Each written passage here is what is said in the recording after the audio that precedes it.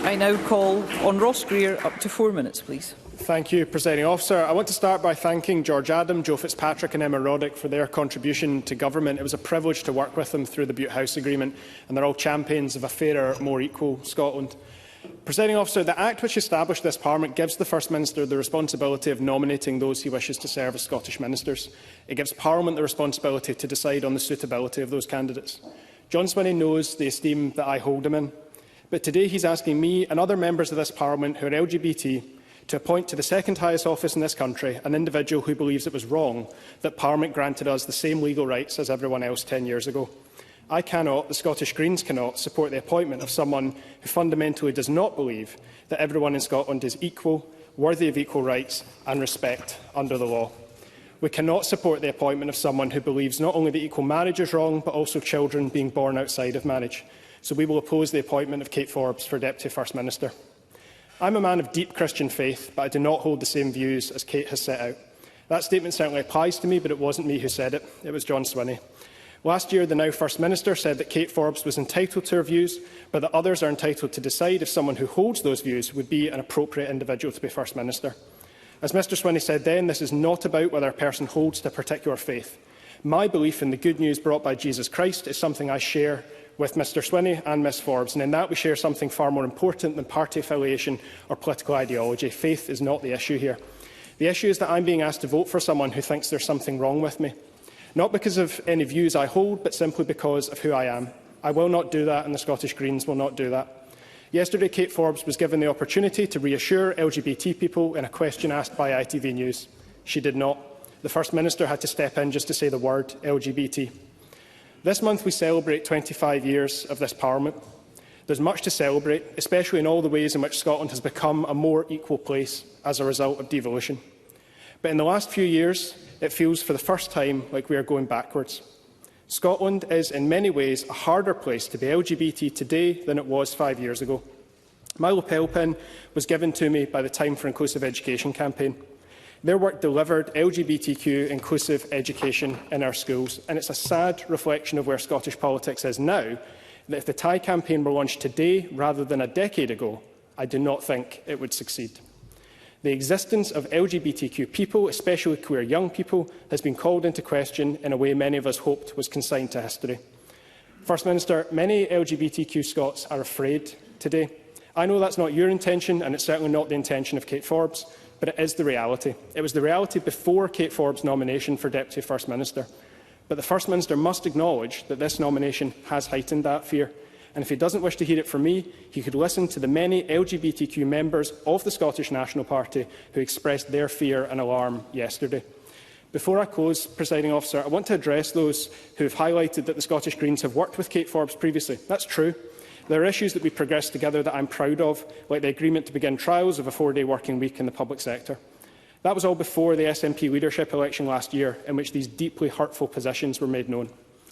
It would have been wrong to presume Kate Forbes' views simply because the church she is a member of. Ian Blackford is a fine example of a Free Church member and an elected representative who played a key role in advancing equal marriage rights across these islands. He also supported John Swinney last year when he questioned Ms Forbes' suitability for high office. There is not a credible argument for someone being an unsuitable First Minister, but a perfectly suitable Deputy. I know that John Swinney considers me and all LGBT members of this Parliament to be equal. I know that he shares in the joy felt by every LGBT person in Scotland who has used the marriage right that this Parliament gave them, including members of this Parliament. But today the First Minister is asking us to appoint as his Deputy someone who does not share in that joy, who does not think we are deserving of equality under the law, who thinks there is something wrong with us. I cannot, the Scottish Greens cannot do that, but I want to hear him tell me why I should. Thank you. And I now call on Willie Rennie. The First Minister is trying to adopt a new approach. You'll forgive me for being a little bit sceptical, because we have been here before. But we want to try and meet him on those terms. We'll start that today. We won't block the appointment of Kate Forbes. We may have difference of views on equalities, but Kate Forbes does deserve a chance to govern putting those views to one side. But if he doesn't mind, if the First Minister, I have some advice on developing relationships across the chamber. I don't expect him to stop believing in independence, but he must realise that the more he uses his position and that of the government to push independence, the more difficult it is for us to reach across that constitutional divide to work in partnership. My second piece of advice is to get out of the comfort zone. At least in the first instance, try a bit harder to answer the question properly, if not for MSPs, then for the public. When people are suffering, they genuinely don't want to hear that we're better than Westminster or even Wales. Thirdly, please stop saying that ministers are considering a proposal when it's patently obvious that they are not. For me, I have an example very close to home, and it's affected me deeply. The flood victims in Cooper feel insulted that they have been strung along with the possibility of financial support similar to that received in Angus. I trusted ministers when they told me they were seriously considering that. It will take a lot to convince me again. I want to get things done for my constituents. Liberal Democrats have crossed the constitutional divide before on the budget in 2021 and others, and just more recently on the Children Care and Justice Bill. And if getting things done means working with ministers, we'll do just that. Now, I hope that Emma Roddick, Joe Fitzpatrick and George Adam look back on their time in office with a sense of pride. Nevertheless, it must be difficult to return to the backbenches, but at least we will have more speeches about the great city of Paisley to look forward to once again. I hope the Chamber will permit me to have some personal satisfaction that Jamie Hepburn is free. He has been released from that heavy burden, churning out those dreaded independence papers in the bowels of St Andrew's House. Solidarity with the Cumbernauld one. Look at him. The smile on his face, it's a joy to behold, isn't it? And he is climbing the ministerial ladder, as I had planned. My campaign has been so successful that I'm beginning to wonder whether I'm actually pulling the strings of our new First Minister. Now, I yield to no one in my great admiration of Jamie Hepburn, but I must admit I am slightly nervous that he is to move from the position of the great divider as the Independence Minister to the great healer as the Minister for Parliamentary Business. And I'm sure we are all looking forward to his joint peace-building initiative, bringing together the likes of Stephen Kerr, Fergus Ewing, Jackie Bailey and Patrick Harvey. I wish him well.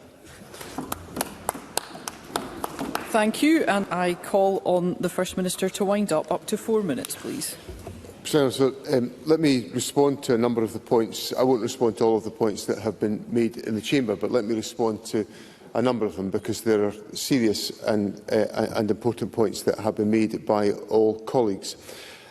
I genuinely embark on my term as First Minister with a desire to see this institution work more collaboratively than it is currently working. And I accept, and I've accepted this publicly, that our politics are polarised today, and there has to be effective leadership to improve that situation. It's very much the heart of some of the comments that Megan Gallagher made in her speech, and I have pledged to give that leadership on behalf of the Scottish Government and to contribute to ensuring that we can arrive at agreements within our Parliament that will improve the lives of people in Scotland and ensure people in Scotland can have more confidence about their future in this country, given the enormous pressures and challenges with which people wrestle at this moment. Martin Whitfield made a number of remarks about the record of the government. And when I stood down as Deputy First Minister, my last speech from this place, I said that I was going to give some advice to the opposition, which was that I didn't think it was a particularly strong narrative to say to people that everything in Scotland is today awful. And I say that genuinely because I went through a period of saying that in the run-up to the 2003 election, when I was leader of the SNP. Yeah. I made an argument about the fact that everything was absolutely awful, and it didn't actually do us any good electorally. So I offer that from a sage election winner. I offer that friendly advice to Mr Whitfield with the generosity of spirit that will, for which I will be renowned in the years to come.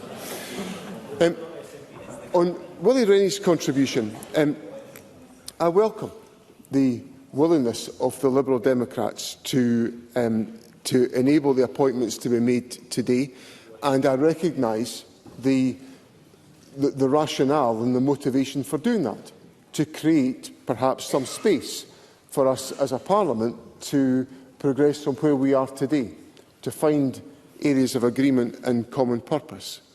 Mr Rennie encouraged me to be a bit more explicit about answering questions, and I actually was trying to do that at First Minister's question time today. I think I maybe startled a few people with some of my answers about some of the challenges that we face.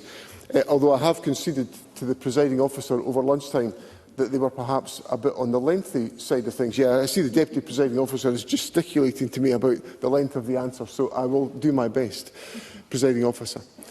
But Mr Rennie makes a substantive point about the issues that can be achieved when there is substantial engagement between Members of Parliament. Natalie Dawn, the Children's Minister, has worked very hard to work with colleagues across the Chamber to get the Children's Care and Justice Bill into a stronger position than that it is in today than it was when the Government introduced it. And I acknowledge that some of that strengthening has been because of opposition contribution to the debate and response from the Government, which the Government originally wasn't prepared to offer. So I think the point that Willie Rennie makes is an important point about how we can actually find some common ground. Without disclosing the contents of a private conversation, I did say to Mr Rennie in the corridor some months ago that I had listened to him on the radio and found myself thinking, he does make a fair point about the flooding issue in Cooper. So let me take Mr Rennie's issue away and see what I can do about that particular issue, because I did think he made a fair point. If Mr Rennie believes that he has liberated Jamie Hepburn from a heavy burden, I'm afraid to tell Mr Rennie he is wrong on that one. There is a straight answer to a question, because I fear for the burdens that Jamie Hepburn is going to have to carry in the period going forward. Now, lastly, can I come to the contribution from Ross Greer? And Ross Greer set out, and understandably, a deeply personal perspective, a personal perspective for him, but also a perspective that is shared by his colleagues. And I understand that. And I think Ross Greer and his colleagues in the Green Party know that I respect the issues and considerations and perspectives that they have. What I was trying to say to Patrick Harvie in my response to his question at First Minister's questions some time ago, is that the country I want to lead, or the country I lead actually today, is a modern, diverse, dynamic society. I recognise that. My whole government recognises that. All of its members recognise that. And we want to keep it that way. That's what we are committed to doing. We want to make sure that those values of diversity that have been at the heart of the journey of this Parliament over so many years are protected and enhanced as we move forward as a country together.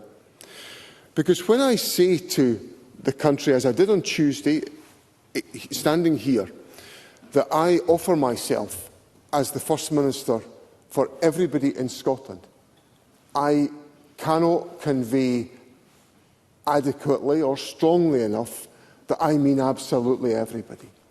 I want every single person in our society to feel they are at home and at peace in our society. And I come to these conclusions actually from some of the motivations that Mr Greer has talked about as well. I come to them from a very deep Christian faith. I believe that nothing can separate us from the love of God. That is the foundation of who I am. Nothing can separate us from the love of God, and we are equal in the eyes of God, every one of us. And I hope those comments, which are More forthright comments about faith than I have ever uttered in my 45 years in politics will perhaps illustrate to Parliament the magnitude of the seriousness with which I take the issues that Mr Greer puts to me, and also the seriousness with which I embark on my office as First Minister to make sure that the government I lead, the participants of all of my colleagues in that government, are undertaken in a fashion that ensures that everybody in Scotland feels that their government is with them, is protecting them, is assuring them, is making them feel safe, and will always be on their side. And that's what I offer the people of Scotland when I say I will be the First Minister for everybody in our country. Thank you. That concludes the debate on appointment of Scottish Ministers and Junior Scottish Ministers.